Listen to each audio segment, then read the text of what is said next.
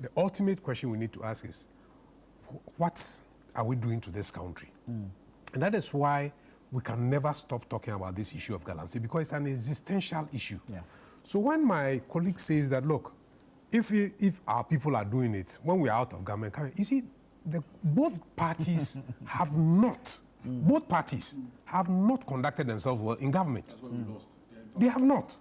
So, you see, when you say that you are fighting the others, and then when you come and fight the others, it's like going to the riverside to fetch water with a basket. The water drains out by the time you get back to your home. So, even those who are attempting, we should stop them. We shouldn't say that, oh, you go and do it. When we find that you are illegal, then we'll put you in the queue, we'll come and try you later on. We shouldn't do that.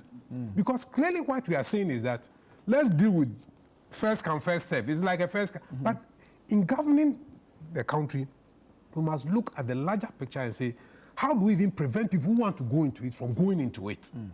So the law must not just deal with people who have committed an illegal, but even those who are attempting to go in, we should prevent them from going into it.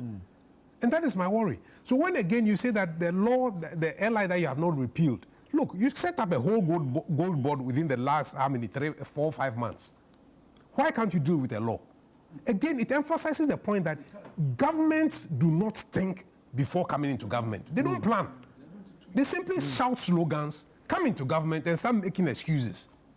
Because you said this, you will repeal it. On what basis were you going to repeal it? Because you have MPs. You knew the law.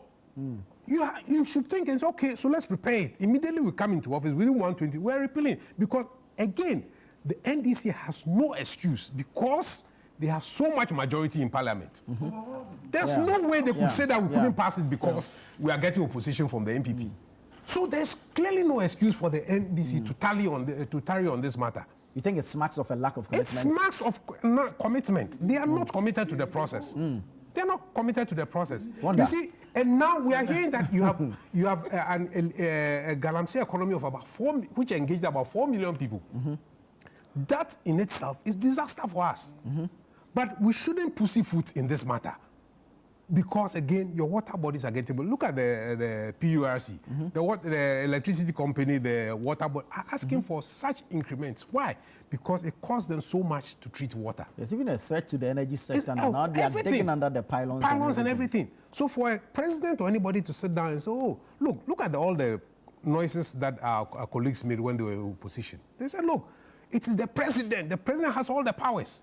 Now the president can say, "I'm waiting for Security Council to advise me." Well, they are the experts. And the president is the chair of the Security Council.